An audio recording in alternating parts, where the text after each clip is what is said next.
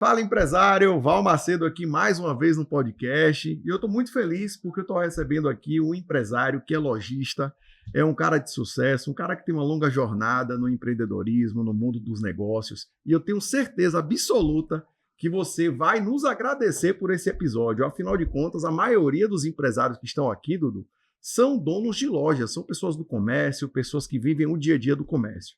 E o detalhe é o seguinte, a pessoa que eu estou trazendo aqui é o Dudu, e ele é simplesmente um multi-empresário. Ele tem vários negócios em vários ramos diferentes, mas uma característica é muito marcante.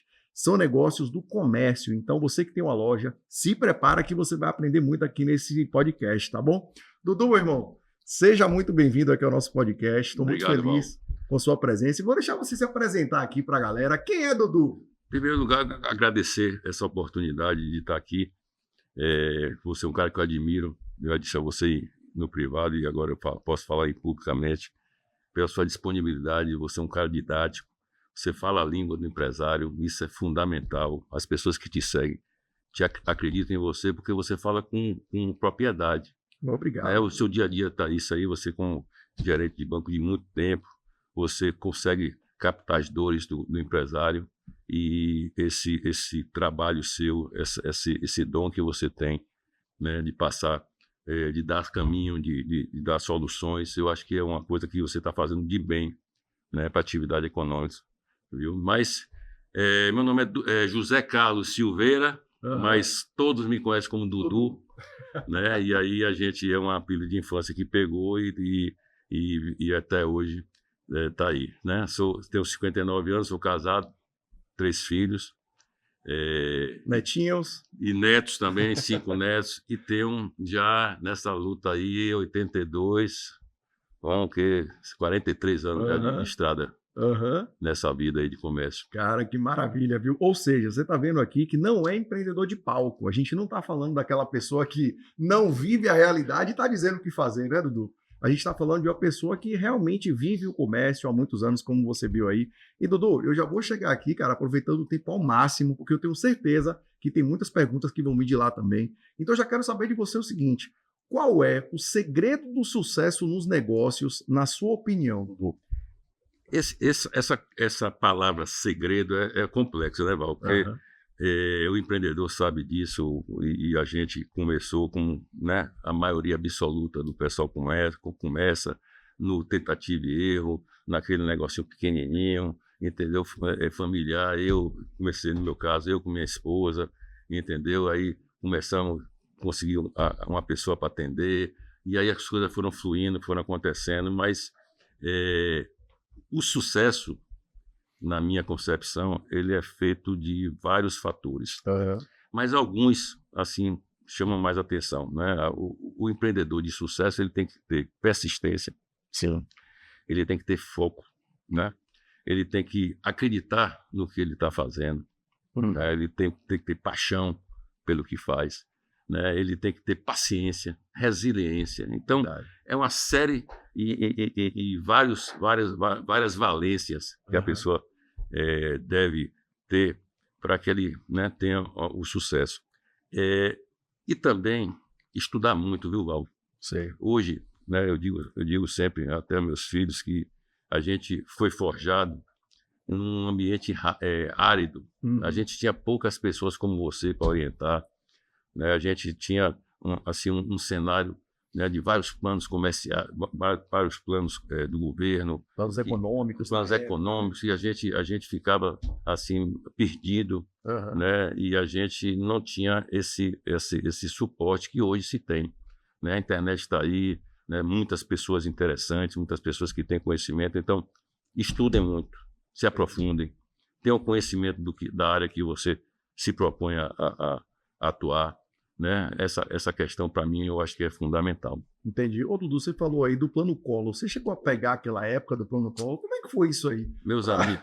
Mesmo os empresários que estão aqui, a galera mais nova, acho que não tem noção do que a galera passou lá atrás. Conta pra gente. Meus amigos, antes do Plano Collor, a gente pegou o Plano Sarney, que foi em 86, o Plano Cruzado. Né? Como é que era isso? O Plano Cruzado é o seguinte, você tinha dinheiro para comprar mercadoria, mas não tinha mercadoria. Você tinha demanda, houve na época um congelamento de preço. As pessoas iam no supermercado, na padaria, perdão, no supermercado, padaria, loja, e não se tinha o produto para se comprar. Mesmo tendo dinheiro? Tinha dinheiro, você não tinha produto. Né? Aí depois veio o Plano Collor, que sequestrou o dinheiro. Então, a gente tinha uma quantidade de produto, mas não tinha quem vender. Né? E aí, Plano Verão, plano Bresser, até a gente chegar no que eu acho que foi o divisor de águas no Brasil, que foi o Plano Real. Né? Eu digo sempre que, na minha história, a gente tem um divisor de águas assim, bastante delineado, o Plano Real. O Plano Real trouxe estabilidade. As pessoas realmente tinham um conhecimento melhor da sua atividade, do seu ramo, da sua loja, no nosso caso. A gente tinha uma forma de você fazer um planejamento, né, orçamentário, né, de quanto você compra, né, para quanto você vende. Então, e você, através do Plano Real, a gente começou a vislumbrar horizontes maiores, né? A gente começou a abrir as lojas depois do Plano Real. Rapaz, é engraçado, viu, Dudu? Porque toda vez que eu pego um empresário mais experiente, muitos dele têm o mesmo medo. O pessoal fala assim, não, Val, eu não quero deixar dinheiro em banco, não, porque lá na época de Collor, aquilo foi confiscado e tal. Eu digo, rapaz, calma, mas hoje em dia tem um fundo que consegue fazer ali a proteção de um determinado valor. Não é muita coisa, 250 mil, mas é um valor que você tem pelo menos uma proteção e tal. E a pessoa fica meio que, sabe, com medo daquilo ali. E é engraçado você conversar com alguém que já passou por isso. Porque a pessoa sente que uma pessoa mais nova não sabe nem o que é. Imagina o sentimento, pô. Você tem o seu negócio, você coloca o dinheiro no banco e do dia para a noite o seu dinheiro é sequestrado. Chega a ser muito louco pensar nisso, sabe, Dudu? Dois momentos na vida da gente que eu tive assim quase surtando mesmo, né?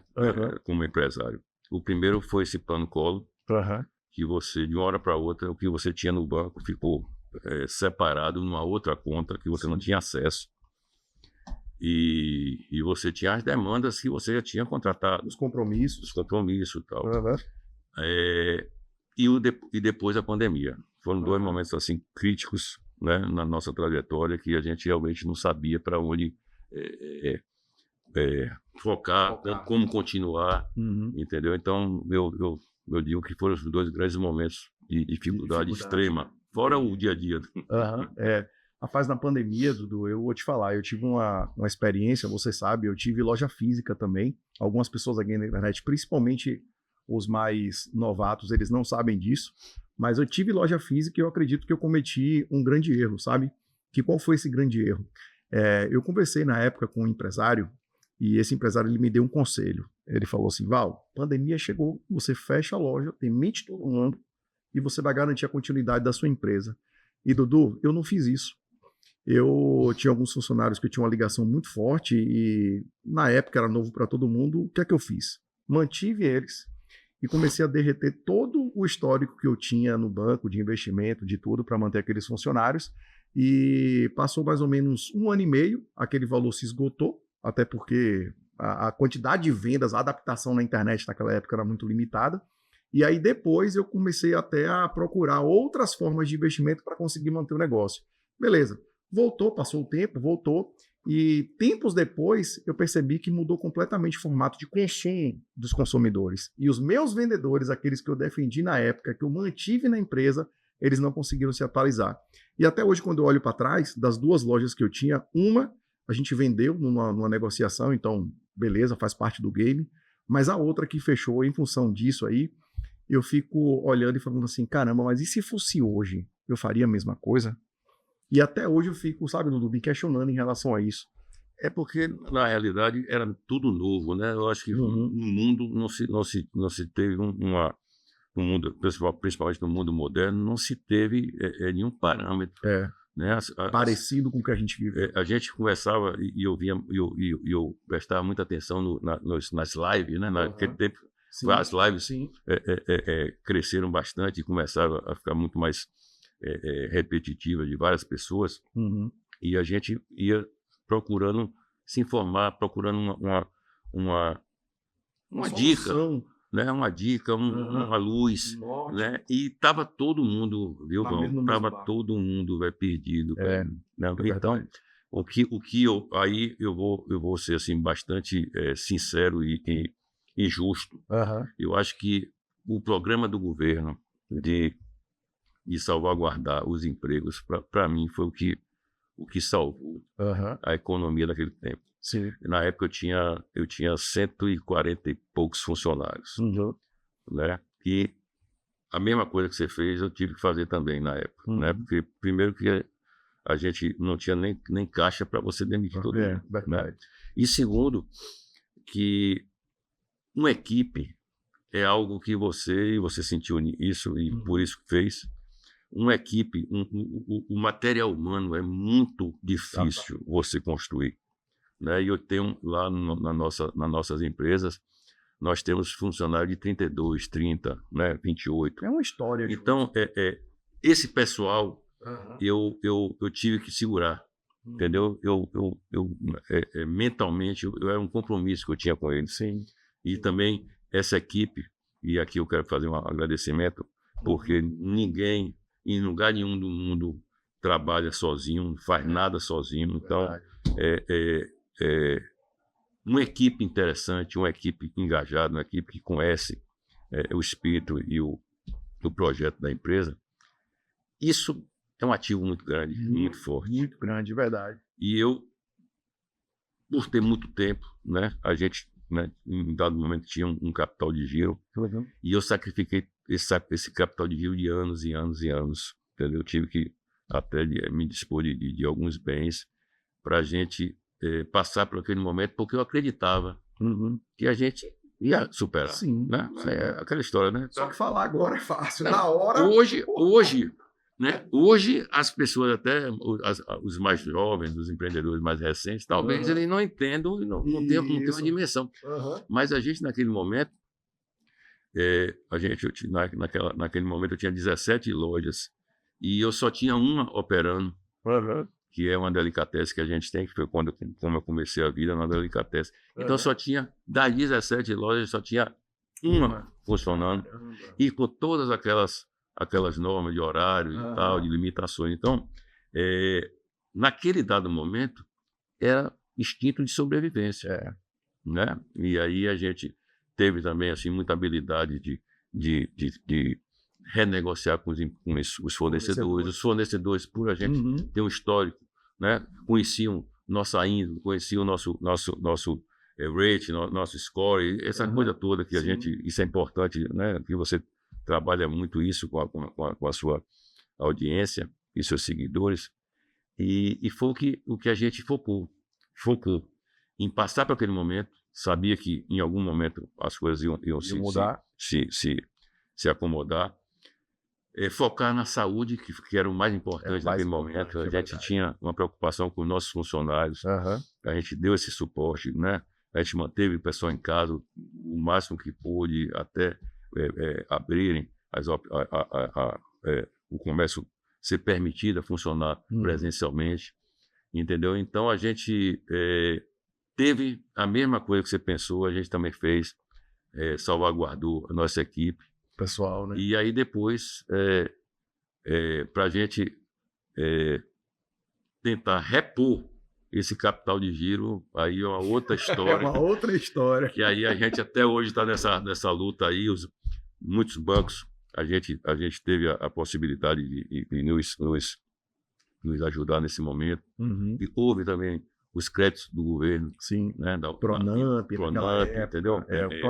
Teve um emergencial também. Então, tudo aquilo que eu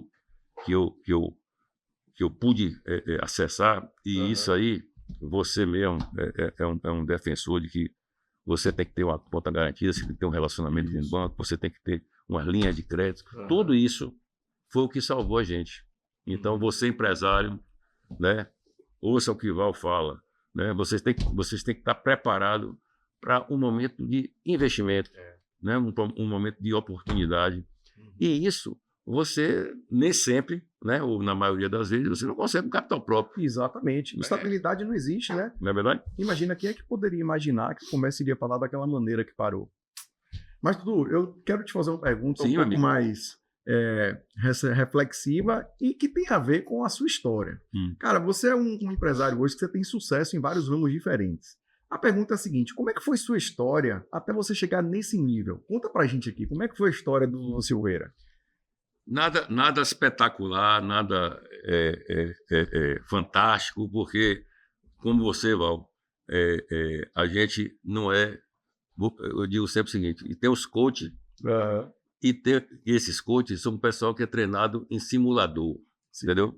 A gente é treinado na vida, calejando, tropeçando, levantando, entendeu?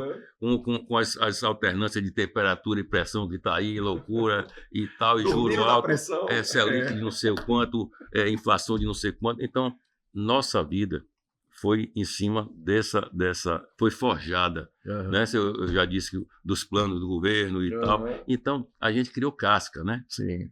E o que eu sempre falo, e falo para meus filhos, falo para meus amigos, eu gosto muito dessa interação com os comerciantes, participo de todas as entidades, é importante isso. Comercial. O lojista, principalmente o lojista, tem que estar antenado, tem que estar fazendo parte de algo que possa ter essa rede de proteção com ele, entendeu? Possa ajudar em outras situações que vão surgir no dia a dia do comércio.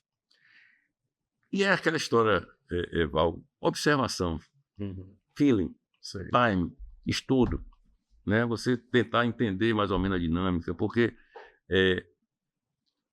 hoje, eu posso te dizer com sinceridade, a velocidade de mudança, porque a mudança, ela é sempre, a única certeza que nós temos é a mudança, né? Mas a mudança hoje está uma velocidade muito mais que você tem que estar assim, mais atento. Você tem que se prever aquilo que você nem sabe se vai acontecer. Entendeu? E aí mais uma vez, eu falo para as pessoas terem um pouco mais de busca de informação. A informação é o ativo do terceiro milênio, né? Não tem jeito. E quando você fala de informação, aí me veio uma curiosidade. O setor de calçados, os segmentos, como é que você entrou nele? Foi uma informação que você teve? Foi um gosto pessoal? Veja bem, diz que na vida as pessoas só lembram do sucesso, né? Das fotos bonitas, né? E nós, no começo, nós tivemos 2 insucessos, né? Eu abri uma loja no ramo de presentes. A loja não foi boa. Hoje a gente fala assim, a loja não performou, né? A loja não foi bem, né? Na linguagem do empresário. Não foi bem, nós tivemos dificuldade, tivemos que fechar a loja. Daí abrimos um outro segmento, que também não foi bem, entendeu? Sim. E aí surgiu de um amigo nosso que tinha também calçados e disse: não, você não tenta calçado, tá um ramo também interessante e tal. As pessoas é um produto que não de primeira necessidade, mas um produto que as pessoas precisam consumir e tal. E aí a gente entrou com a cara e a coragem, com passivo de outras histórias, né? E começamos pequenininho, começamos, né, com um funcionário só, e foi crescendo e tal, e a gente vai desenvolvendo. Mas uma coisa a gente sempre teve em mente. Sim. Nós sempre tivemos em mente que hoje é muito fundamental isso. É a experiência na hora da compra. Sim. A gente sempre teve um diferencial no atendimento ao cliente. Nossas lojas sempre foram assim, um pouco diferente do establishment do momento, dos concorrentes. A gente sempre imaginou fazer não só venda, mas consultoria, né, para as pessoas terem a confiança, né, de adquirir aquele produto. Sempre buscamos fornecedores de ponta. Isso aí sempre para a gente, Val, é um mantra. A gente só trabalha com produto de top. Entendi. A gente dificilmente, só se for um produto assim que a gente saiba que ele ainda não é conhecido no Brasil, mas a gente conhece lá fora. Então a gente introduz, mas basicamente a gente busca aquele produto testado e aprovado pela qualidade e pelo histórico, entendeu? Pelo que você disse aí, então, a compra é um ponto que você acha que faz a grande diferença no negócio. Eu acho. Você teve loja física e você sabe que você vender produto bom é tranquilo. Né? Um produto bom, ele se vende pelo que ele é, Sim. pelo que ele apresenta, né? Pelo que as pessoas se satisfazem com ele. E a gente tem essa meta porque é muito mais fácil você ter uma resposta, um feedback positivo com produtos de qualidade. Sim, né? E calçado é um produto que você tem, às vezes, algum tipo de defeito e tudo. Você tem que trabalhar com empresas seríssimas que vão dar garantia. Então, essa preocupação sempre a gente sempre buscou, porque é onde o cliente sente o diferencial do lojista. E eu acho que no caso do calçado, me corrija se eu estiver errado, mas assim, não é só design, né? É principalmente o conforto. O cara precisa de um sapato, de um tênis ali que se sinta bem, seja bonito, mas que tenha um conforto no seu dia a dia, né? Hoje, o público feminino, ela se encanta e se seduz mais pela moda, pelo design. Mas hoje, se esse design e essa moda não vier com conforto, já foi. Porque hoje as mulheres, elas são proativas, elas são trabalhadoras, são profissionais nas suas diversas áreas, e elas estão no dia a dia trabalhando de manhã até de noite, e elas precisam de mobilidade, elas precisam de conforto. Né? Ela tem que estar arrumada, bonita, mas com um sapato que não deixe ela incomodada. É verdade. Né? Porque a gente, antes, né, as mulheres se preocupavam mais com a beleza, né, com o produto atualizado. Hoje, além disso, tem que ter conforto, senão não funciona. Ô, Dudu, e como é que você migrou? Migrou não, na verdade você já tinha as lojas de calçados, depois de ter tentado 2 negócios que não deram certo, e como é que você decidiu ir para outro ramo de negócio? Houve uma análise? Como é que foi essa história? Ou foi mesmo no feeling? Olha, um pouco de tudo, né? A gente com essa expertise da loja que já tinha, eu tenho um mantra que eu ouvi de meu bisavô, que falou a meu pai, e eu mantenho. Ele dizia assim para meu pai: meu filho, nunca coloque os ovos todos na mesma cesta. É verdade. Isso é uma sabedoria antiga, mas que é justamente a diversidade, a pluralidade, em você diversificar. Diversificar, né? sim.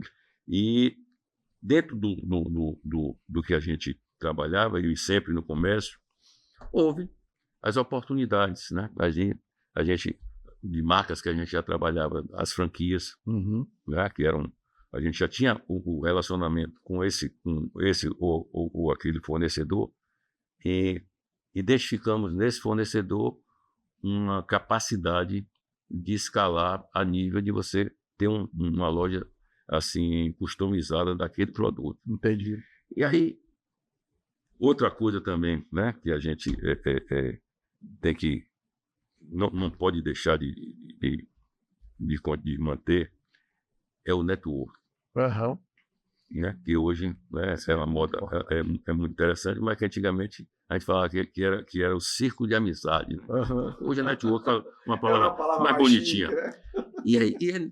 E nessa conversa com os amigos, nós, toda e qualquer feira de calçados desses anos todos, a gente esteve presente em todas. A gente não falta. Entendeu? A gente precisa estar atualizado o tempo todo com o nosso produto, com as inovações. Sim. Né? A gente precisa estar sempre trazendo algo que o cliente às vezes nem conhece, né? Mas que a gente conhece pela qualidade, pela história. E nessas conversas, né, surgem, né? Fulano, oportunidade, outra, um ramo que está... Exatamente. E foi basicamente assim a ideia, mas aí tá a ideia. Aí você vem para o estudo, para o planejamento, né? uma leitura de você trazer para a sua realidade. Porque às vezes funcionou em outro lugar. é lindo, maravilhoso em outro lugar, mas na sua realidade não permite. Então, é um trabalho assim um pouco mais minucioso, e aí, né, a gente já tem essa experiência também, né, já tem a casca de muito tempo, e aí isso ajudou, né, e você identificar mais ou menos aquilo que pode acontecer, e aí a gente foi diversificando. E aí de uma coisa surge outra, né, e aí a gente também tem a parte também de energia solar, que eu sou também apaixonado pela energia limpa. Todas as nossas lojas são com energia produzida. Nós somos autossuficientes em energia. Né? Nós temos usinas para manter nossas lojas. Então, é uma questão de você oportunizar as ideias que surgem. Sim. E saber aproveitar. E saber aproveitar naquele feeling que o empresário, ele pode ser o empresário mais iniciante, mas se ele tem aquela verve do empreendedor, que isso é uma coisa que ninguém explica. Até hoje não consegui explicação. Né? Ou você acredita, ou você tem sonho, ou você se projeta em um outro momento, em outro estágio, ou você não é empreendedor. Verdade. Então, nesse aspecto do empreendedorismo, é que a pessoa se joga mesmo. Eu brinco às vezes que o empresário é aquele que chega num precipício, ele se joga para depois se preocupar se vai ter um salva-vida, né, para ele. Ele se joga, ele acredita. É assim mesmo. E eu vejo, Dudu, muitos empresários que tentam empreender, mas não acreditam no próprio negócio. Isso lá no banco eu vejo muito. Muitas vezes eu vou fazer uma visita no negócio, né? E quando o gerente do banco ele vai visitar o negócio, o empresário ele tem que estar ciente de que quem conhece o próprio negócio é o empresário e não aquele profissional que vai visitar. E aí a gente já tem algumas perguntas que a gente faz para saber se aquele negócio vai ser viável ou não, se o negócio vai ser próspero ou não. E por várias vezes eu já tive negócios onde eu olho para o negócio e eu penso comigo, né?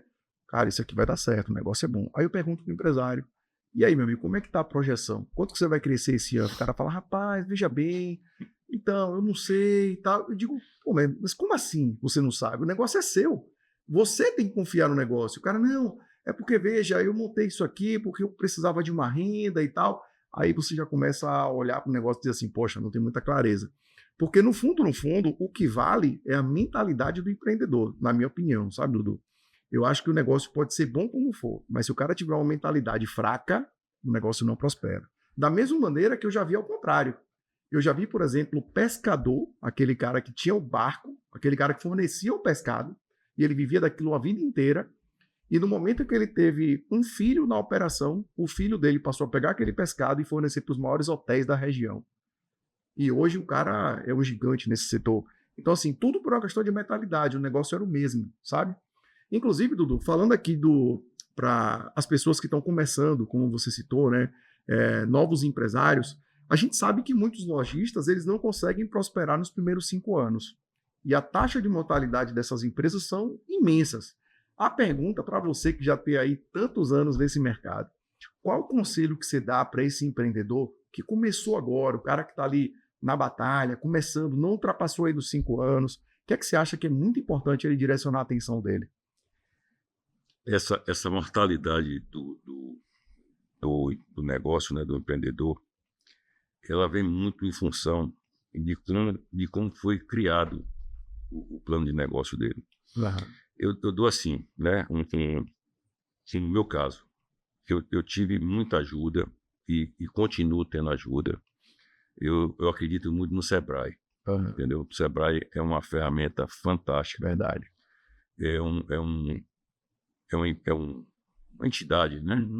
Que ela busca formar, ela busca desenvolver. Talvez, se você me perguntar aqui, eu não vá saber quantos treinamentos eu participei, sim, quantas mentorias eu fiz, quantas consultorias eu fiz. E o Sebrae, não estou ganhando nada aqui de falar Sebrae de forma nenhuma. sou um empresário, sou um consumidor do Sebrae, mas a gente precisa falar o que é bom. Falar o que acontece, né? Quando eu disse lá atrás que as pessoas precisam se preparar, estudar o seu ramo de atividade, onde é que ela vai querer empreender, porque hoje o mundo empresarial é muito mais competitivo. Sim, muito mais. Né? Então, não dá para você brincar de ser empresário com um cara que está preparado, um cara que teve a oportunidade de fazer um plano de negócio bem feito, né? De estudar essa questão de fluxo de caixa. Então, são vários detalhes que você começa a entender isso quando você começa a se preparar, a ter algo que te mostre o caminho, te faça uma visão fora da caixinha. Porque o que acontece, e nós continuamos sendo, nós somos lojistas, nós vivemos num mundo assim, meio que fechado naquele dia a dia, muita demanda, muita operação. Preso na operação. Operação é uma coisa que exige muito do empresário, né? Consome muito do empresário. E às vezes, como você falou, você vai visitar um empresário, ele talvez não tenha noção do que ele representa, do tamanho dele, da perspectiva que ele tem. Verdade. E aí, por não ter esse preparo, ele começa a dimensionar mal o negócio dele. Ele podia comprar mais, ele podia diversificar mais, ele podia ter uma equipe mais treinada. N situações. Verdade. Né? E é por isso que eu cito o Sebrae como uma ferramenta. Né? Não empreenda se você não tiver um acompanhamento, um estudo. E eu vou dizer, né? Continuando não fazendo propaganda, e eles são bastante acessíveis, porque a verba, que é uma parte privada e outra parte governamental, cobre muito desses custos. Então você pode fazer dentro da sua loja uma consultoria que você não faria, não teria condição de fazer. Né? E através dessa entidade a gente consegue. Então, quanto mais você focar na governança, falar em governança são termos assim, mais moderninhos, entendeu? Mas cair para dentro do seu negócio, entendeu? Sentar no caixa.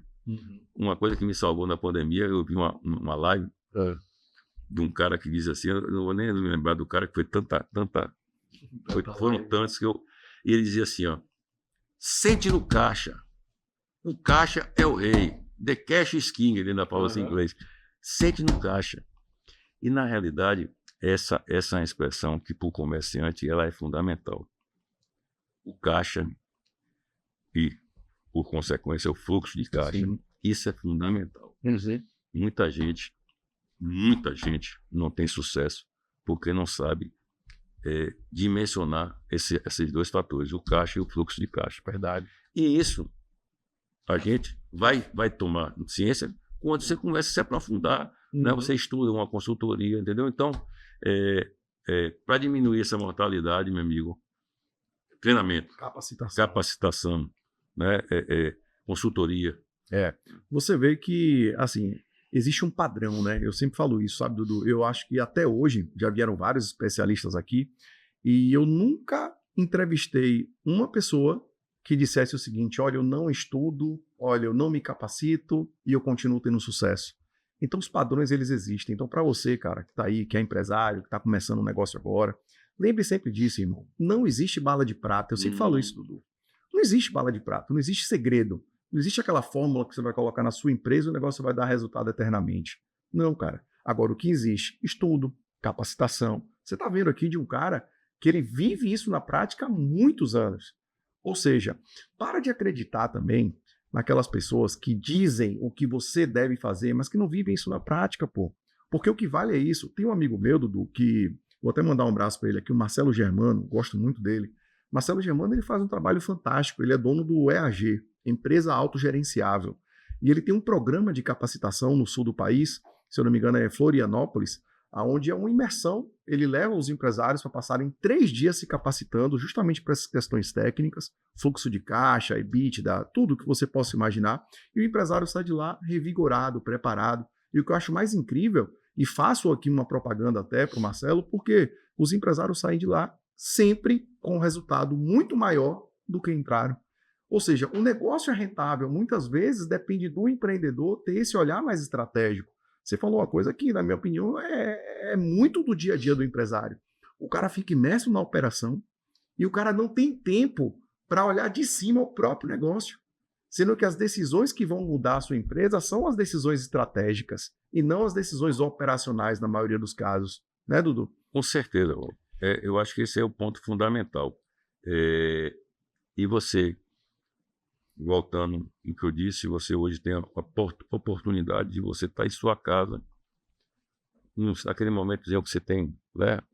Às vezes você acordou cedo, eu mesmo acordo muito cedo, eu acordo 5h30 todos os dias, e de 5h30 a 6h30, que eu vou para a academia 6h30, Sim. é o meu tempo de estudo. Boa. Né? Eu me permito, inclusive, as notícias, podcast, tudo eu, né, priorizo naquele dia e durante o dia também, em alguma situação. Porque a gente tem perdido muito tempo nas redes sociais, vagando.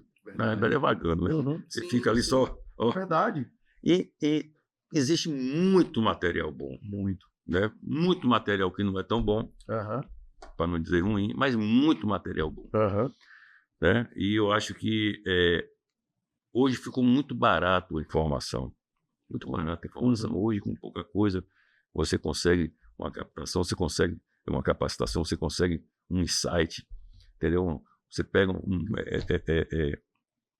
pessoas que estão no dia a dia, né? Você mesmo, essa questão bancária, de destravar a mente do empresário, isso aí, você tem a certeza que você não sabe o tamanho que você tem para essas pessoas que estão aqui acompanhando você. Você é um líder e é uma referência para esse pessoal. Porque o líder é aquele que mostra o caminho, né? E geralmente o bom líder é o caminho, é o que mostra o caminho certo, o caminho bom. E as pessoas precisam se despir. Às vezes o empresário acha que sabe demais, né? Eu às vezes eu converso com alguns empresários, rapaz, os caras sabem tanta coisa, né? Se acham que aquele momento lá atrás pode se replicar para hoje. Meu amigo, eu fico olhando assim, meu Deus do céu, não estou entendendo a regra do jogo. A regra do jogo está mudando toda hora. Exatamente. E durante o jogo, o que é pior, né? Tá rolando. Aí você, né, chuta a bola, o outro pega de mão. Rapaz, um goleiro não pode mais pegar de mão. Mas, então, veja bem, é importante você se permitir um olhar fora do seu negócio.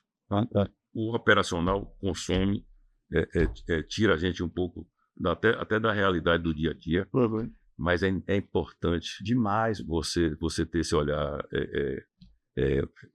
crítico, né? Porque o próprio negócio. Quem mais conhece o negócio é você. Se você tiver um insight que mude, né, a sua forma de pensar e de olhar aquela situação, quando você entrar no seu negócio, na sua loja, na sua empresa, na sua indústria, o que seja, você vai identificar isso. E aí, identificando, aí você tem que resolver. Verdade. Porque senão aí você vai estar com o elefante na sala, você vendo o elefante toda hora, se incomodando com o elefante e deixando ele lá. E o concorrente crescendo. E o concorrente... Exatamente. Olha, Dudu, enquanto você estava falando aí, eu me lembrei de uma situação e eu vou mostrar para você aqui agora, ao vivo. Eu vou lhe dizer o poder da informação. Dudu, existe um movimento que está acontecendo agora e ele já foi, digamos que pré-divulgado pelo Banco Central, e é um movimento que vai mudar completamente a gestão financeira das empresas, principalmente do lojista. Então você que tem uma loja, você que tem uma máquina de cartão aí na sua empresa, se liga nessa informação que eu vou trazer para você. E eu estou te trazendo essa informação aqui como um spoiler, para você ter ideia da importância da informação. Se liga só. Eu não tenho dúvidas que, independente do ramo de negócio que você atua, mas se você está no comércio, uma das maiores fontes de recebimento que você tem é a máquina de cartão. É ou não é, Dudu? Com certeza. São os recebíveis, é aquilo que você vende no cartão, débito, crédito parcelado. Ok. A máquina de cartão, todas aquelas vendas que você faz, ela serve como garantia de operação de crédito. Então, se um dia você precisar de um recurso do banco, o banco pode te oferecer um crédito mais barato utilizando aquelas vendas como garantia. Ok, isso o mercado tudo sabe. O que você ainda não sabe e que é super recente, Dudu, eu soube disso tem mais ou menos uns 3 dias nessa pré-divulgação do Banco Central, é que agora, esse ano, no Brasil, vai ser lançado um negócio chamado Pix programado. Você já ouviu falar? Você sabe o que é isso, empresário? Porque se sua resposta for não, cara, você precisa se atualizar. Olha o que é o Pix programado, Dudu. Foi identificado pelo Banco Central de que o volume de Pix que está sendo feito nas lojas, ele já está superando o volume de compras no cartão de crédito. Só que o cartão de crédito a pessoa consegue parcelar. Então aquela compra no final do mês, ela se torna uma compra mais sutil. O cara consegue pagar ali, mesmo que seja um valor maior. E o Pix ele não tinha essa funcionalidade. E aí o Banco Central ele já desenvolveu um negócio chamado Pix programado, que é a compra parcelada via Pix. Agora, olha como isso vai impactar a vida das empresas. Imagina o seu concorrente saber disso e você não. Na maquininha de cartão, você paga uma taxa de juros por cada venda que você faz. E o pior, você ainda antecipa aquele valor, que é para você manter seu capital de giro, fluxo de caixa, olhe lá. No Pix programado, você não tem cobrança de taxa de juros. Então, você não vai ter ali um adquirente, você não vai ter ali uma máquina de cartão fazendo essa gestão. Então, imagina que o cliente pode entrar na sua loja, suponha que você está vendendo um produto de R$1.000, esse cliente está na sua loja, compra o produto com você e ele vai lhe pagar no Pix. Você recebe na sua loja R$1.000. Só que o cliente, ele optou pelo Pix programado. Ele vai pagar de forma parcelada, em 10, em 8, em 5, quantas vezes ele quiser. Então o cliente vai ter até uma taxa de juros com o banco dele. Mas o lojista não. O lojista vai receber aquilo à vista. E olha como isso muda, amigo. Porque se o seu concorrente souber disso e você não, você vai ficar para trás. E o grande detalhe é, tem muito lojista que pega o Pix e abre uma conta em banco digital. Então o cara tem uma conta, por exemplo, a conta PJ dele, a conta Sim. principal, que ele recebe os recebíveis, as máquinas de cartão. O cara tem ali no Bradesco, no Santander, ok. Mas aquele volume de Pix, o cara vai lá no Nubank, vai lá no Mercado Pago, abre uma continha só para ficar movimentando Pix. Aí você imagina o Banco Central colocar isso para validar daqui a, sei lá, 10, 15 dias e você está com todo o seu volume de Pix lá no banco digital. Enquanto seu concorrente pode estar sabendo dessa informação e colocar tudo isso no banco tradicional. Inclusive, tem um vídeo que eu já preparei aqui com a minha equipe, eu vou colocar ele no ar para poder falar mais detalhes, explicar como é que é, mas eu fiz questão de trazer esse spoiler aqui no podcast para você que é lojista, para você que é um negócio, para você que é do comércio varejista, para você entender, cara, o poder da informação. O quanto que você precisa estar buscando informação e se atualizar. Porque, Dudu, volto a dizer, não existe bala de prata, cara. O empresário ele tem que estar ciente das mudanças que podem afetar o negócio. Mas, Dudu, falando de cartão de crédito, eu queria te fazer uma pergunta do seguinte. Você tem visto dentro do seu mercado de atuação também essas maquininhas que estão chegando direto com promessas milagrosas? Na realidade, o que acontece é o seguinte, o sistema bancário, ele, de um tempo para cá, ele teve uma diversidade, uma diversificação muito grande, né? Uhum. E aí eu faço sempre a pergunta quando as pessoas vão me oferecer essa maquineta, né? Quem é que está por trás disso? Boa. Porque, veja bem, a pessoa, o lojista, trabalha, monta uma loja, compra o produto, equipe, salário, aluguel. Aí o fruto da venda dele, que não é nada dele, aquilo ali é para fazer frente aos compromissos dele. Isso. Aí ele vai e joga Na mão de uma... num lugar que o cara não tem a certeza que vai receber. Exatamente. Na nuvem, né? Exatamente. E eu não, me permitam vocês, eu não sei se eu sou antigo, mas eu não entro nessa, meu amigo. Eu não entro nessa porque hoje, como você falou, Pix, cartão de crédito. Eu só tenho dificuldade hoje de ver dinheiro, espécie.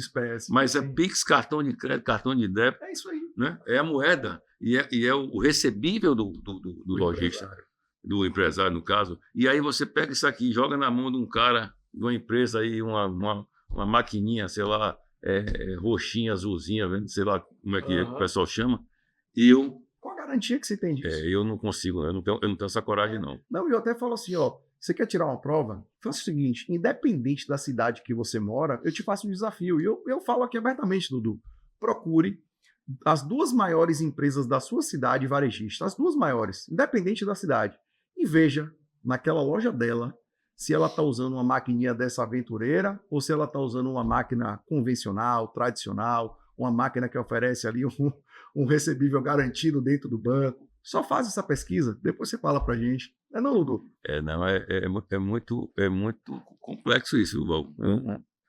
Você botar o seu na mão de quem você não sabe...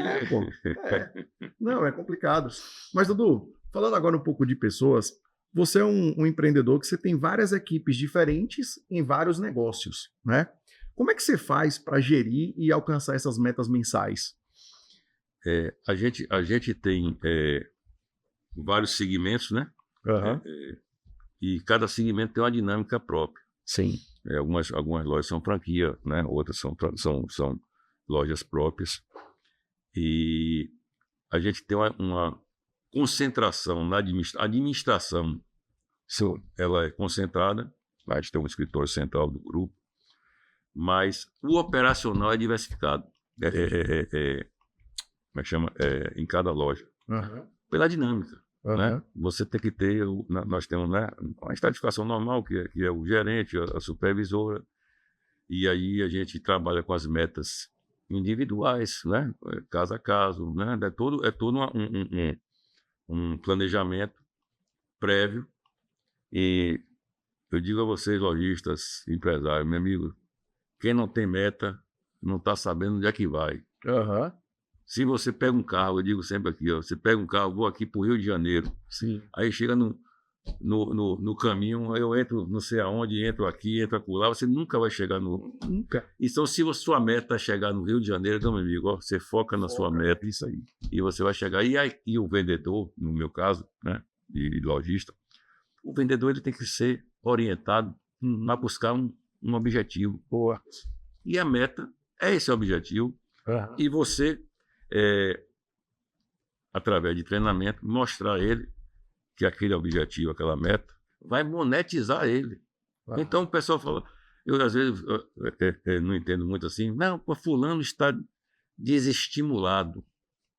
Esse sujeito que está desestimulado, né, talvez ele não goste de ganhar dinheiro. Né? Porque às vezes o cara não é muita, né? Às vezes o cara está num patamar assim, né, que não faz muita diferença para dinheiro. Mas o estímulo monetário, eu acho que é um dos grandes estímulos, principalmente quem está no setor da economia. Né? Eu acho que você trabalha para você ter dividendo, você proporcionar um bem-estar a você, sua família, a todos os seus. Então, meta é fundamental. E a gente tem esse cuidado. E é isso. A meta é uma coisa que a gente fala assim, mais genérica, mas existe as submetas, as corridas que a gente faz, né? É toda uma dinâmica. Sim. Que a pessoa ela se imbui da necessidade de estar correndo atrás de um número. Entendi. Isso serve para a gente na nossa vida, no nosso dia a dia, na nossa casa. Né? Se a gente não tem um horário para tomar o café, a gente toma café a qualquer hora. Verdade. Então, meta, objetivo, tem que ter clareza, né? Clareza. E é engraçado colocar, Dudu, que assim, se você tem um negócio que você não tem meta, você tem um negócio que você não sabe onde você vai chegar. Exatamente. Como o Dudu colocou aqui. E o mais engraçado é que assim, a meta ela também precisa ser uma meta alcançável. Não adianta o cara ter um negócio ali querendo no mês seguinte faturar 200% daquilo que ele faturou. Acontece sim, mas em casos raros, né? Tem que haver um estudo para que essa meta ela seja alcançável. Mas, Dudu, quando a gente está falando aqui de meta, a gente também fala de pessoas, né? Como é que você faz para treinar o seu time? Você geralmente contrata empresas, o próprio gerente de loja, quem está ali treinando o próprio time? Como é que você faz essa gestão? Isso é um gargalo histórico. Sabe quem é lojista, quem é empresário, aí a gente está falando a mesma língua. Sim. Treinamento de equipe. Né? Hoje, nós temos uma dificuldade muito grande de selecionar pessoas. né?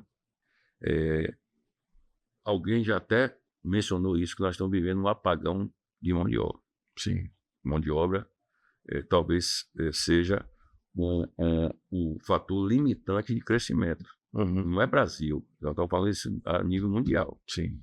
A gente está vendo aí as situações que estão acontecendo nos Estados Unidos, de imigração e tudo isso, tudo vai ter um reflexo. Sim. Porque o europeu, né, o americano, A, B ou C, ele não gosta de fazer todo tipo de trabalho.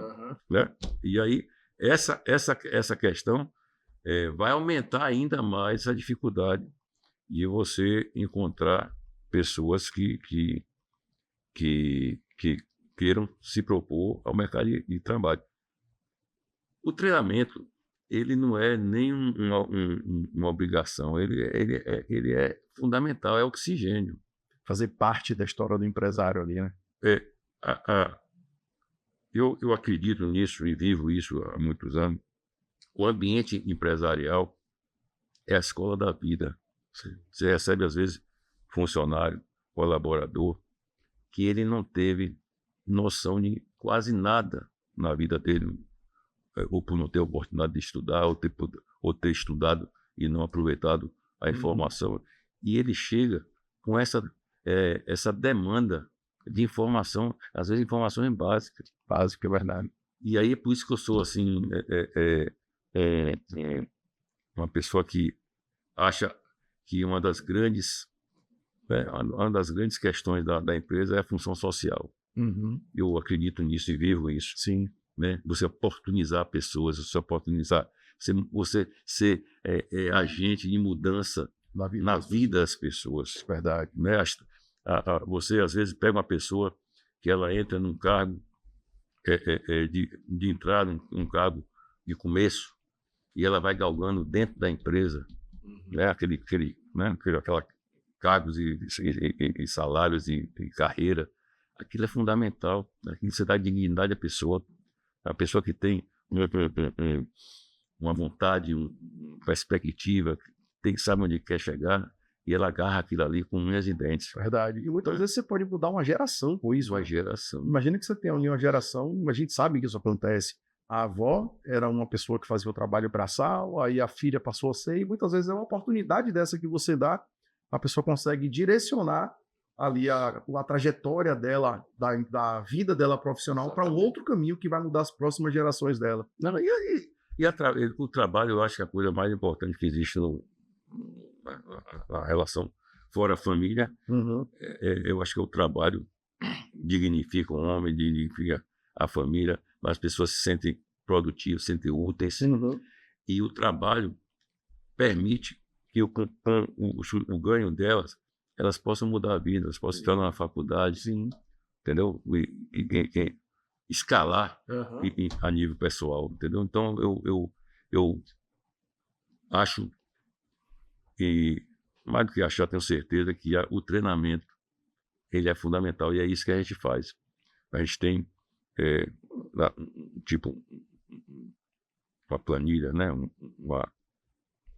Um programa, né? Programa que capacita as pessoas, né? Entendi. E eu também gosto de fazer assim, as pessoas passarem por várias funções da empresa, porque às vezes um profissional que você na venda ele não vai tão bem, às vezes ele não tem a verve do vendedor, ele não tem o dom, né? O treinamento ele não conseguiu captar de venda, mas ele é um excelente estrategista, um excelente financista no escritório, na parte de RH. A gente tem muitos exemplos disso, né? Da mobilidade até dentro da empresa. Então, nunca descarte de vez um profissional. Legal, interessante. Porque, Não, faz todo sentido, pô. Inclusive, a gente vive agora uma geração que é uma geração um pouco mais complexa. Eu estava conversando, acho que tem uns 3 ou 4 dias com um colega, ele é gerente de um banco privado, e é um banco privado que, para o técnico bancário, aquele cara que entra no banco ali como primeiro cargo, é um banco que dá muitos benefícios, né? E ele estava me dizendo de uma situação que chegou a ser hilária. Ele falou assim, Val, Hoje, a maior dificuldade que eu tenho é porque eu não consigo contratar técnico bancário que passe mais do que 4 meses no banco. Porque o cara entra, geralmente a faixa de idade é entre 20 e 25 anos, o cara entra, ele observa aquele ambiente, sabe que tem meta, sabe que tem pressão, sabe que é um ambiente que tem metas a serem atingidas, e o cara fala, não quero isso aqui para minha vida, não. E a pergunta é, por quê? Ou então, qual é a outra solução, sabe? Porque, cara, o trabalho dignifica o homem. Aí a pessoa, então, está preferindo ficar em casa e não trabalhar. Como é que é isso? Porque tem que ligar aquela galera, Dudu, que é nem, né? O cara nem trabalha e nem estuda. E aí, como é que fica? Você enfrenta essa dificuldade por lá também? Você falou uma coisa que eu li recentemente, um estudo de gerações, né? Porque eu sou de uma geração, né? Meu pai é de uma geração, meu filho é de uma geração, minha filha mais velha é de uma geração, meu filho mais novo é outra geração, os netos aí nem se fala. Então, nós vamos ter muita dificuldade. E hoje eu converso com muita gente, a gente, né, faz congresso, né, e reunião, e feira, né, e treinamento. É um gargalo, meu amigo. Pode, todo mundo reclama da mesma coisa. Se eu estiver falando aqui alguma coisa errada, você me corrige. Mas é um gargalo você contratar. Pela expectativa. Essa geração você mencionou, 20, 25 anos, é uma geração que ela tem um suporte melhor financeiro, né? Porque as pessoas hoje ao redor ali já tem o nível de consumo, né, já está mais legal, o cara já mora em casa, de 20, 25 anos ainda estão na casa de pai e mãe, então tem esse conforto, né, de ter a comidinha quando chegar, a caminha gostosinha para dormir, né, tudo isso, né, e eles lidam muito, assim, para dizer assim, para ser elegante, eles não lidam muito bem com pressão. E a pressão, ela é inerente a viver. Pressão para tudo. Sim. Né? Você tem que acordar naquele horário, você tem que ir para a faculdade, você tem que trabalhar, você tem que ir para o colégio. Entendeu? A vida é assim. E essas mínimas pressões têm incomodado essa geração. Verdade. E eu tenho assim muito receio de que a gente tenha dificuldade de conseguir mudar um pouco essa realidade. Aí você vê agora, já entrando em outra seara, você está acompanhando lá no Congresso e as discussões, a expectativa de se diminuir a quantidade de dias trabalhando. Eu vi de 6 para 1 e, sei lá, 5 para 2, sei lá, 4 para 3, sei lá, onde é que vai chegar isso? Então, as pessoas estão se acomodando a entregar um pouco menos e exigir um pouco mais. Então, um novato chega na empresa, basta você chamar atenção, você dar um feedback, mostrar como é que pode ser feito. As pessoas dessa geração já se sentem assim, uma forma pressionadas e até, né, sei lá, incomodadas. E é o que você falou, e a gente na nossa loja a gente sabe disso. É o turnover. As pessoas não ficam, exatamente, entendeu? Elas têm uma ansiedade como um amigo meu falou, se a pessoa chega aqui agora já quer ser daqui a pouco o gerente, o supervisor, e daqui a pouco você é o dono da empresa. E isso num espaço mínimo. Entendeu? Então, eu confesso a você, Val, que essa preocupação eu tenho. Como é que a gente vai equacionar isso? É delicado. Eu vou entrar no assunto polêmico aqui, mas você acha, Dudu, que isso tem a ver com essa quantidade de estímulos sociais, de bolsa disso, bolsa daquilo, que a gente vive hoje no Brasil? Olha, eu sou a pessoa que tem uma preocupação muito grande com o social. Eu sou um empresário. Acho que minha empresa ela colabora, sim, com essa esse retorno social. Acho que os vulneráveis, eles realmente têm que ser cuidados, né? Isso aí, ó, não tem dúvida. Mas eu vejo um excesso. Que, por exemplo, não é segredo de ninguém, a gente está aqui falando de realidade. Sim, a gente aqui não tem exatamente. limite. Né? É isso aí. As pessoas recebem auxílios, né? Bolsa tal, bolsa tal, bolsa tal, e elas, inadvertidamente, e até estimulado pela lei, elas não querem achar um emprego, elas não querem começar um processo numa carreira, preferem fazer bico. E às vezes, quando você tem uma atividade, pede para não registrar. É assim mesmo. Um funcionário registrado, o cara tem todos os direitos, né? Os previdenciários, os caras têm os direitos trabalhistas. FGTS. O cara ele faz parte de um grupo, ele faz parte de uma empresa, ele tem os funcionários, os colegas, ele faz parte do ecossistema. Sim. Alguma coisa acontece com ele, ele tem por quem socorrer. E eles abandonam isso para ficar ganhando aquela que a gente chama, desculpe o termo, a gente chama aquela ração. E você está simplesmente deixando uma geração fora do mercado de trabalho.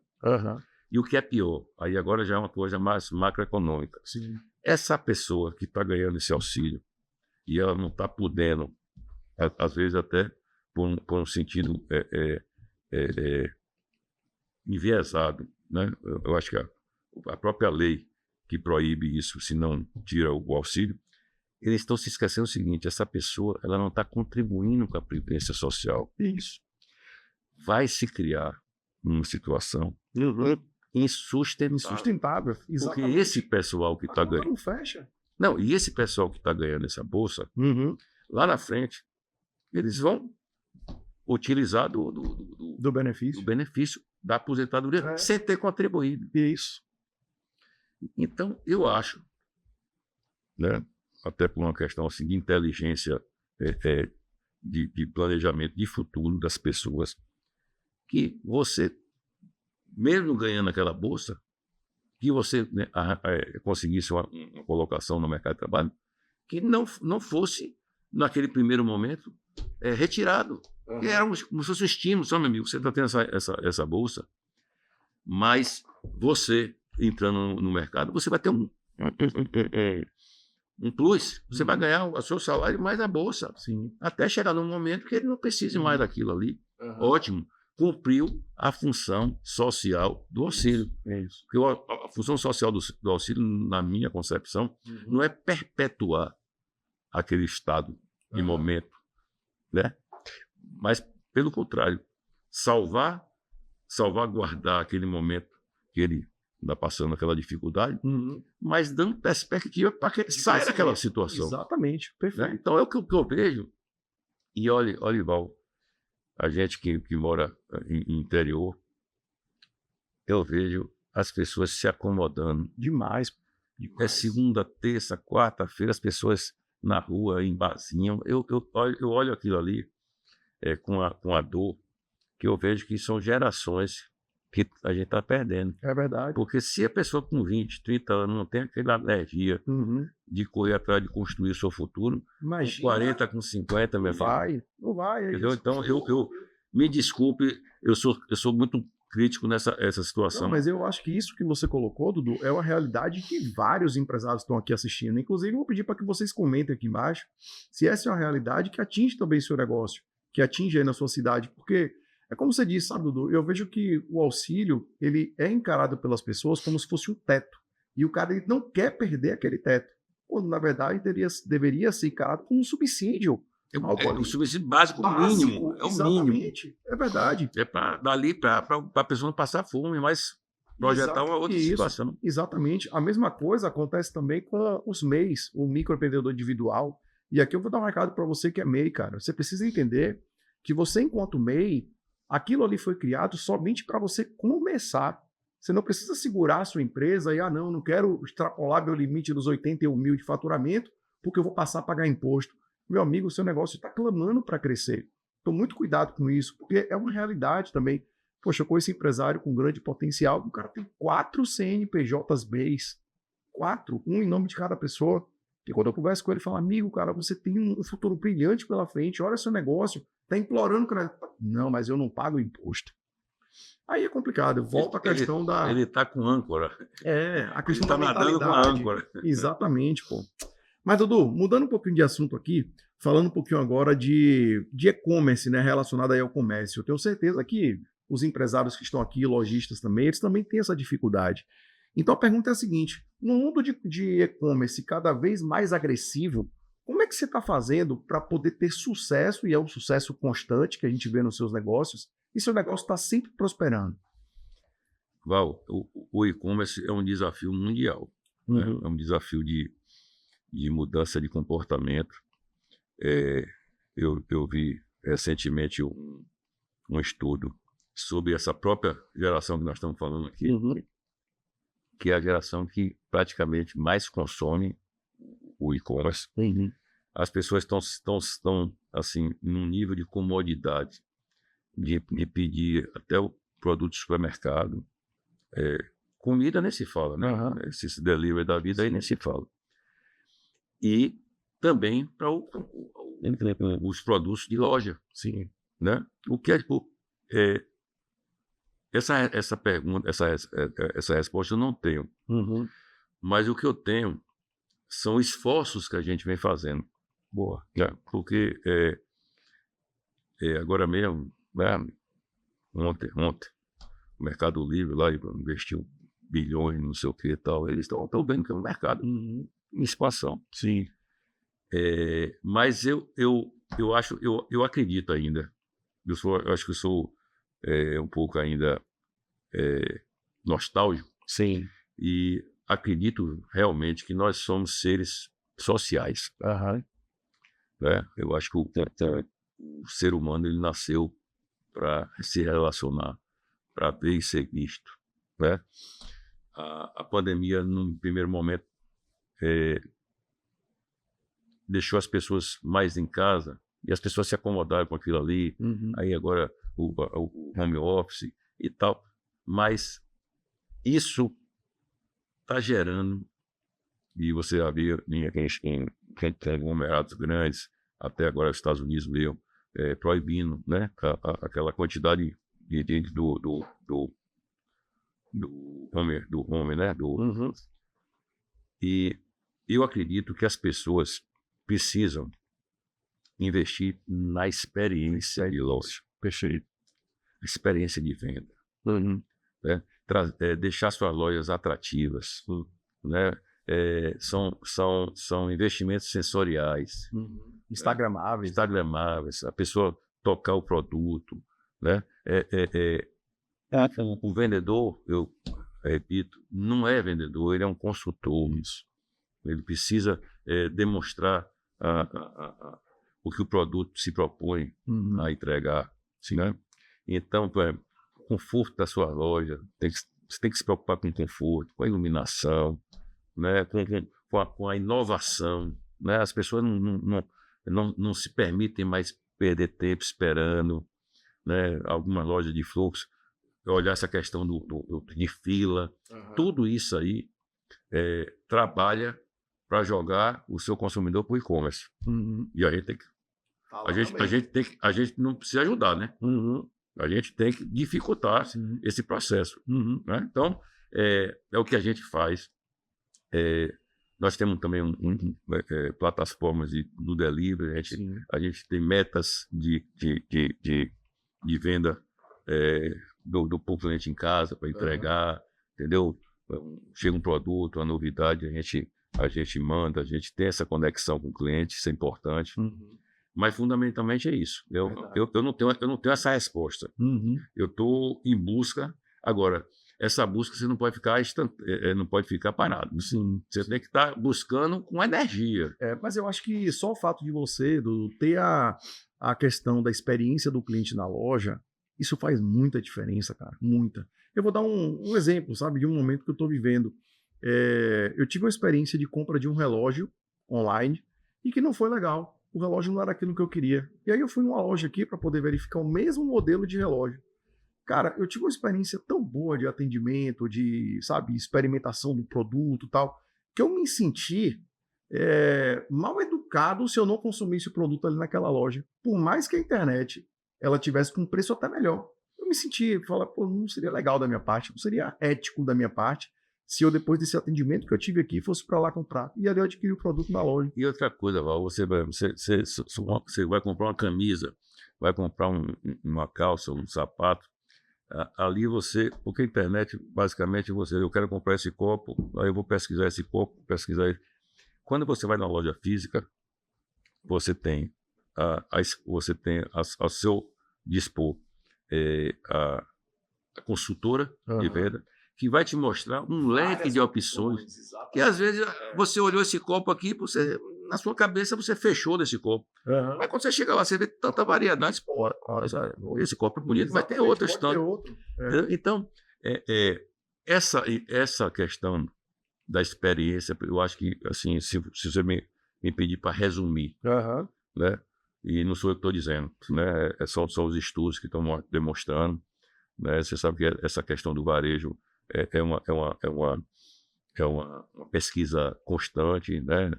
Tem esses eventos internacionais que trazem a cada ano, né? Aquilo que é tendência, né? Para o futuro, e aquilo que se tem feito de melhor. Sim. Né? E, mais uma vez, tem que se estar antenado com essas questões, Verdade, né? Para você estar, pelo menos, satisfazendo, né? essa demanda do cliente, e pelo menos, se você não conseguir parar isso, você não estimular que ele vá para o e-commerce. Verdade, interessante. Dudu, mudando mais um pouquinho de assunto aqui, eu queria saber de você o seguinte: existe uma figura que, na minha opinião, é uma figura tão importante quanto o dono do negócio, que é a figura do contador.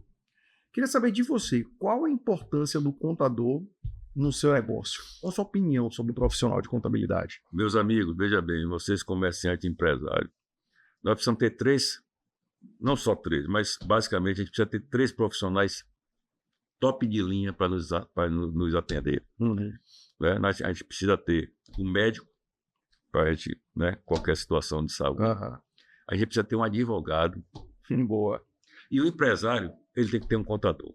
Aí eu vou até acrescentar o quarto, a figura do profissional de banco, o profissional creditício, né? No caso, um gerente de pessoa PJ. Para a questão da oferta do crédito, expansão, né?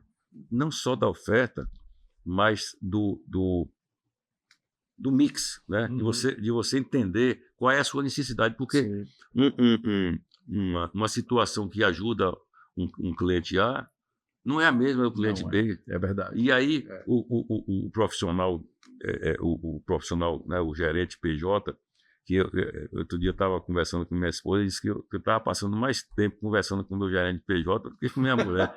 E ela estava até meio ciumada, né? Porque o dia a dia precisa dessa sinergia, né? Então, contador, voltando ao contador, empresário, tem que ter contador bom, contador que conheça, contador com ética, contador com conhecimento jurídico, porque nunca, por eu ter feito direito, eu tenho isso desde o começo. Eu tive um contador no começo da minha loja que me dizia o seguinte: Zé Trines, um cara famoso lá na nossa cidade, ele dizia o seguinte: olha, nunca mande nada para contador pagar. O contador faz o levantamento, a contabilidade, e manda para você. E você confere se está certo e paga. Então, comigo tenho isso. Contador, você tem que estar alinhado com ele, porque uma falha, um deslize, vai te custar uma fortuna. Exatamente, perfeito. Eu trouxe um profissional aqui, Harrison Leite, é um advogado tributarista, e ele fala uma coisa que, na minha opinião, é muito verdade, sabe? Que ele diz assim, ó, não existe segredo. O que existe é planejamento tributário de um lado para você reduzir o custo da sua empresa e de outro lado você ter uma quantidade cada vez maior de vendas para aumentar a lucratividade do seu negócio. Não tem segredo. E na minha opinião, o contador ele entra nessa questão. O contador, cara, ele pode ser aquela pessoa que vai reduzir os seus gastos, ele pode fazer um planejamento tributário para você. Então eu faço questão de bater nesse assunto, Dudu, porque eu tenho visto cada vez mais empresários escolhendo o contador pelo preço que o contador está cobrando. Quanto mais barato é aquele que ele está cobrando. E, amigo, não vai por essa linha que você vai quebrar a cara, cara. Eu não tenho dúvida disso. Isso é perigoso, né? Porque, aliás, como qualquer profissão, né? Você procurar o barato, sim, é um barato que sai caro. Eu digo sempre o seguinte, e nas nossas operações a gente tem nível de produtos, né? Vários ticket médio. Nada, eu digo assim, nada é barato ou nada tem valor agregado por acaso. Um barato, ele tem um motivo de ser barato. Né? E o de valor agregado tem um motivo. Tem um motivo de ser um pouco mais caro. Excelente. Dudu, partindo aqui para a próxima perguntinha, é uma pergunta mais técnica, mas pode ficar à vontade, que é o seguinte: ao longo de sua jornada, qual foi o papel dos bancos na expansão das suas empresas? Como eu mencionei há pouco, ninguém faz nada sozinho. Eu acho que a gente vive, o empresário vive no ecossistema. Sim. Né? E talvez um dos pecados do empresário é ele se afastar um pouco. Né? Por isso que eu acho importante você fazer parte de uma entidade, você está sempre em feiras, em congressos, em eventos, porque você troca essas informações e vai tendo sinergia com as coisas. O banco, ele é um instrumento. Sim. Né? O banco, ele não sobrevive sem uma economia, e a economia não sobrevive sem um banco. Né? O que a gente, às vezes, demoniza o banco porque não tem informação de saber qual é aquele banco ideal para cada tipo de negócio. Exatamente. Né? Eu vi até um podcast seu, você falando sobre isso. Para cada atividade, tem um banco que está mais ligado à sua atividade. Né? É verdade. Então, você sendo bem assessorado, você tendo se propondo a ler sobre algumas coisas, a tomar informações, a procurar profissionais isentos, você tem a clareza de conseguir um produto que vá encaixar que melhor encaixe com a sua atividade, com o seu negócio. Sim. Então, o banco, para mim, é fundamental. Excelente. Dudu, falando um pouquinho aqui, voltando à sua história, hoje em dia, se você pudesse voltar no tempo, você faria algo diferente? Eu brinco sempre assim, me fizeram essa pergunta e eu acho assim, ó, a gente vem num processo tão evolutivo. Pô, se você for olhar como as nossas práticas lá atrás, a nossa forma embrionária que a gente começou, que hoje a gente chama de governança, né? Palavra bonita, mas da forma que a gente trabalhava antes. É claro que eu digo sempre, se eu pudesse voltar lá atrás, eu talvez até não mudasse o que eu fiz, mas eu ia fazer melhor, porque eu ia ter mais elementos, mais condições de fazer melhor. Sim. Porque lá atrás, se eu tivesse as informações que a gente hoje tem, eu ia ter muito mais preparo. Talvez a gente conseguisse até avançar muito mais. Verdade. Não é? Porque a gente realmente hoje, eu estou convencido disso, Val, que hoje a gente tem várias ferramentas para ser utilizada. Até às vezes até um pecado e o empresário não ter acesso a isso. Lógico que o empresário maior ele tem, mas às vezes o empresário que está no começo, ainda está desenvolvendo, vocês precisam realmente estar junto de pessoas que conhecem, entendeu? Eu acho que é por isso que eu sou fã do seu trabalho, porque você desmistifica, você fala a língua da real, do dia a dia, E a realidade. do pé de não tem nada a balcão, ver. como a gente fala, para meu amigo, é isso aqui, entendeu? Porque os consultores, os coaches de simulador, meu amigo, aí é complicado, viu, Val? É verdade, é verdade. Dudu, uma pergunta agora trazendo um pouco para sua vida pessoal, né? Você é um cara de múltiplos negócios e como é que você faz? Porque assim, antes de fazer essa pergunta, deixa eu contextualizar, né? Do lado de lá, eu tenho certeza que um dos maiores desafios que esses empresários têm é o seguinte: o cara passa o dia todo trabalhando. Quando o cara chega em casa, meu amigo, a mulher fala assim: você só pensa no trabalho e você não tem tempo para mim. E é o filho que fala: papai, quero te ver, e a filha também e tal. Então, isso tem sido uma constante. Eu tenho uma comunidade, Dudu, onde a gente troca muita ideia, né, com as pessoas que estão dentro dessa comunidade e são empresários que são selecionados para estar ali dentro. E um dos grandes desafios deles são esses: a conciliação do tempo do trabalho com o tempo da família. Então, eu queria que você trouxesse aqui um consolo, não. Eu queria que você trouxesse aqui a verdade, sabe? Como que você faz para lidar com tantos negócios e manter a qualidade de vida, manter ali a família sempre unida? Qual o conselho que você dá aí para os empresários? Não é nem questão de conselho. Eu vou te confessar, eu sou um cara de muita sorte, eu sou abençoado. Porque a família trabalha comigo. Olha que coisa fantástica. Isso é maravilhoso demais. Veja bem, né? É maravilhoso até a página 2, porque nós trabalhamos, né? Quando nós começamos, eu falei, eu, minha esposa e mais um funcionário, e aí das coisas surgiram. E hoje todos os meus filhos estão no negócio, né? Cada um cuida de um determinado segmento. E sem eles a gente não teria condição de ter essa quantidade assim, de operações. Mas eu sou um cara que eu sou apaixonado por família, Paulo. Eu sou assim, sou intransigente pela família. E eu simplesmente eu priorizo a família. Eu acho que o tempo da família ele é sagrado. Por eu ter a sorte de trabalhar com minha esposa e meus filhos, por um lado é bom que você está em constante relacionamento. Por outro lado, diz que a moeda sempre tem dois lados, né?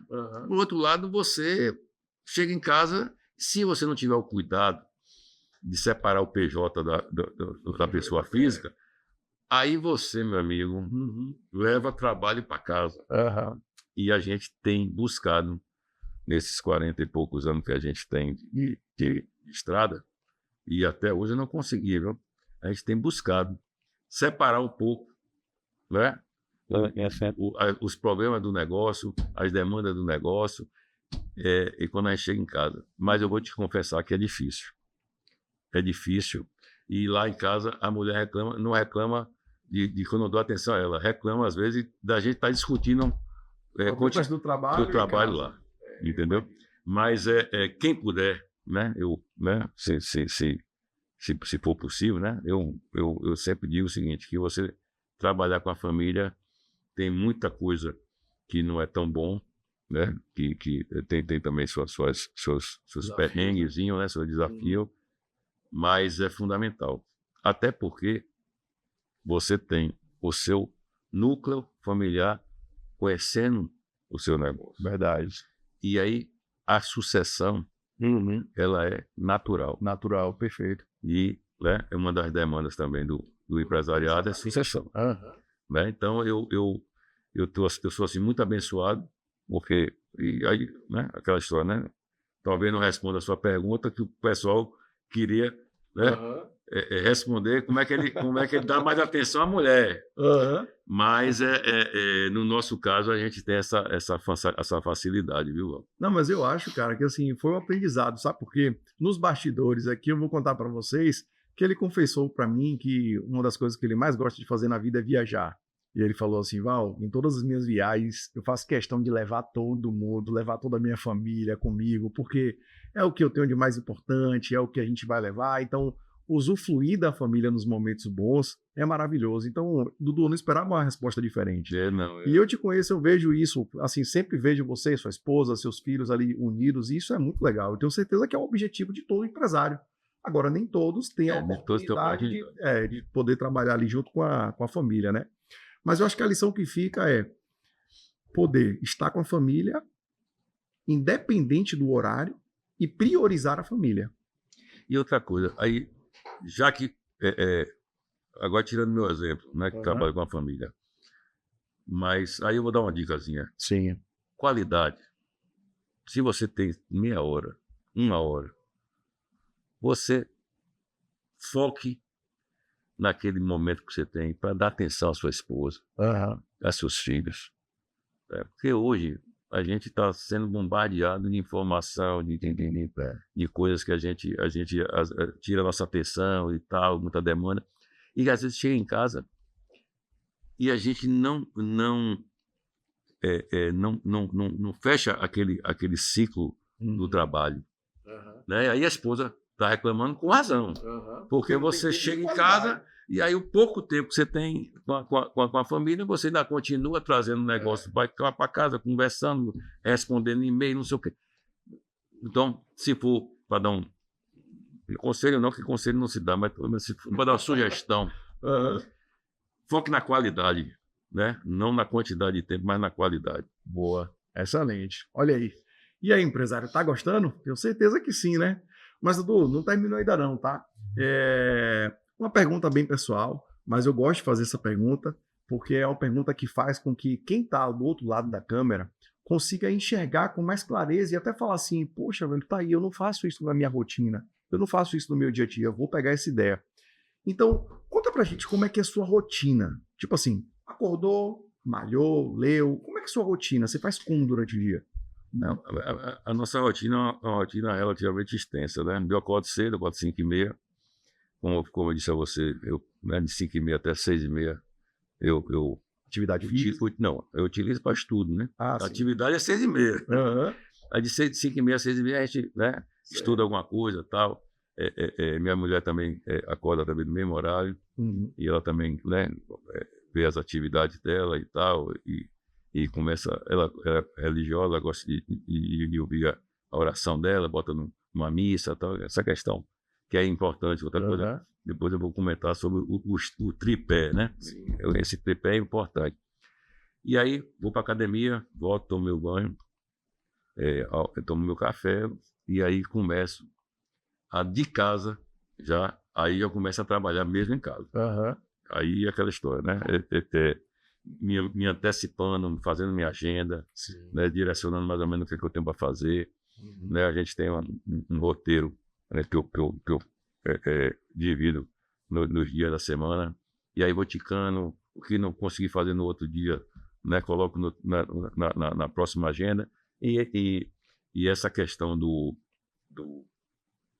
da rotina, ela é muito importante. O empresário tem que ter rotina. Todo mundo reclama da rotina, né?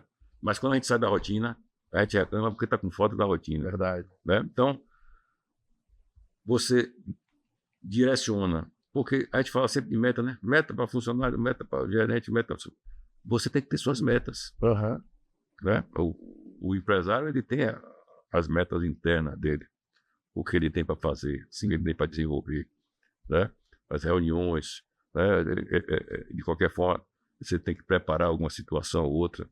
Então, a minha rotina basicamente é isso aí. Intensamente. Aí almoço 1h da tarde. Sim. Então, minha manhã é longa, aí volto 2h30, e aí até 7h30. Entendeu? Mais ou menos minha rotina é essa aí. Bom, legal. É interessante porque assim, sempre que a gente traz um convidado aqui, tem algum detalhe na rotina que é diferente. Você trouxe um detalhe aí que é importante. O horário que você acorda com sua esposa também, a maioria dos empresários, eles acordam e a esposa continua dormindo. Ela tá ali junto com você. Então, legal, gostei dessa sacada aí. Dudu, falando do tripé que você falou que ia contar pra gente. Na realidade, isso aí aí não é questão do mundo corporativo, mas é questão de pessoas. Sim. Eu acho que a vida ela é feita de três pilares básicos, né? A espiritualidade. Eu sou uma pessoa muito espiritualizada. Eu não sou religioso, mas eu sou espiritualizado. Tenho minha religião, sou católico, mas eu trabalho muito a minha mente para me conectar, certo? Com todas as situações que se apresentam. A parte física, hoje, você, o empresário, o homem, o ser humano bem-sucedido tem que fazer atividade física. Sim, amigo, atividade física, isso aí não pode falhar. E a questão emocional, você pensar no seu bem-estar emocional. Sim. Você está bem equilibrado, né? Eu acho que você é equilibrado, você trabalha melhor o seu material, né? Sua parte material, seu negócio. A inteligência emocional, para mim, eu acho que é uma das coisas que você tem que buscar o tempo todo. É um processo, né?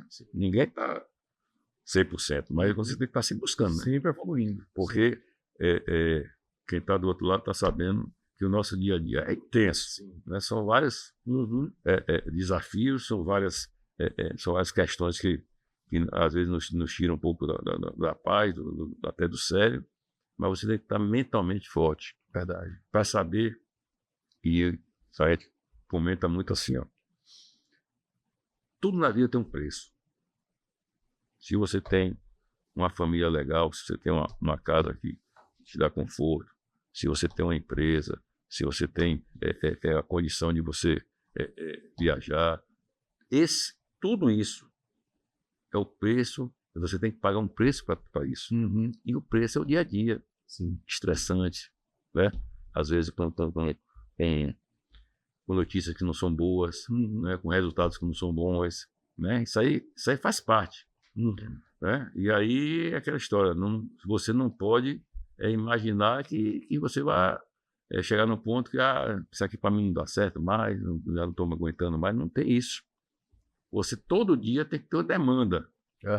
Né? Todo dia tem que ter uma demanda, porque as suas necessidades são diárias. E é o preço. Eu sempre digo assim, é o preço. Minha notícia ruim, só mil. Vou passar isso aqui porque eu tenho que pagar esse preço para atingir o que você imagina. Basicamente é isso. Interessante. Dudu, excelente, cara. Estamos caminhando para o final aqui. Antes de te fazer a pergunta final, eu quero te fazer uma reflexão, que é o seguinte. Imagina, Dudu, que você tenha a oportunidade de deixar uma frase para toda a população, cara, para todas as pessoas do planeta, independente de onde elas estão. Se a pessoa estiver esquiando, ela vai receber a sua frase. Qual é a frase que você deixa para a humanidade? Essa é uma questão assim complexa, porque são várias situações que a gente passa. Eu geralmente tenho algumas frases que são muito impactantes para mim. E tentar escolher aqui uma, né? Eu acho o seguinte: nós temos que ter noção da nossa finitude, né? Às vezes a gente vive achando que vai viver para sempre, né? Vai viver 1.000 anos, assim, vai ser eterno, né?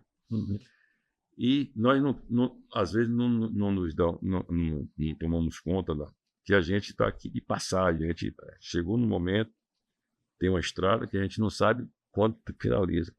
Então, não é nem uma frase, mas é um pensamento, entendeu? É que a gente viva a cada momento tentando satisfazer aquela criança interior que você tem. Porque quando a gente é criança, a gente tem vários sonhos. E às vezes, o pecado que a gente comete é que quando a gente cresce, a gente fica adulto e esquece dos sonhos de criança. E que se você... Aí agora eu vou me dirigir aos grandes empresários. Você conquistou, você hoje é uma pessoa que tem uma situação absolutamente estável, fantástica. Mas se você teve que comprar algo para substituir aquela coisa da sua criança, você vai sentir falta no final da vida. Pesquisas dizem assim, que no leito de morte, o cara bilionário, que seja, ele não vai lembrar do negócio que ele perdeu, do negócio que ele faliu, do carro que ele comprou, do helicóptero, do jatinho. ele vai sentir falta dos momentos que ele não pôde ficar com a família, com o filho, não viu o filho crescer, não viu a neta. E, principalmente, ele não satisfez os sonhos daquela criança lá atrás. Então, eu sou muito temente e verdadeiro com minha essência, né? Então, eu tenho sonhos de criança que eu preciso satisfazer. Entendeu? Então, basicamente, é isso aí. Rapaz, interessante, viu? Gostei. Algo novo que eu nunca tinha escutado assim dessa maneira e gostei, Dudu, de coração. Dudu, para a gente finalizar, meu amigo, primeiro eu quero te agradecer por você ter vindo aqui, contado sua história. Para você que é lojista, que é empresário, que é empreendedor, tenho certeza que você pegou alguns insights aqui, mas eu também sei, Dudu, que essas pessoas vão querer de alguma maneira contato contigo. Então, qual que é a maneira que você deixa aqui para que as pessoas possam entrar em contato? Pode ser seu e-mail, pode ser Instagram, o que você quiser. Não, posso deixar meu e-mail, né? Pode deixar que eu não vou vender nada, não vou querer nada de troca, entendeu? Boa. Se as pessoas quiserem alguma informação, alguma ideia, eu gosto muito de interagir com as pessoas, eu tenho essa facilidade. Meu e-mail, né? Dudu Silveira, que é Dudu Silveira sem o A no final. Sim. O A já seria o arroba, hotmail.com. Deixa eu só pegar aqui de novo. Pois é. Repete aí, por gentileza. Dudu Silveira sem o A, né? Fica Sim. Dudu Silveira com R no final, arroba hotmail.com. Maravilha. Agora, Esse é o meu e-mail pessoal. Viu? olha aí, meio pessoal, tá dito então. Porque a vida do empresário, Dudu, é uma vida muito solitária, você sabe disso. Então, é uma maneira que a gente tem das pessoas poderem ter contato contigo e estar trocando ideias sobre várias coisas. Mas, meu amigo, quero te agradecer de coração. Muito obrigado por você ter vindo Obrigado aqui a você, compartilhado pô, sua história com a gente. Uma oportunidade, uma honra, viu? Pô, Tá fico aqui. muito feliz, as portas estão abertas e tenho certeza que você também, que é empresário, empreendedor, você gostou aí da participação, né? Então, cara, obrigado pela audiência. Coloca aí nos comentários o que é que você achou. E, Dudu, até a próxima. Um abraço. Valeu, Obrigado. fica com Deus. Boa noite, meu querido.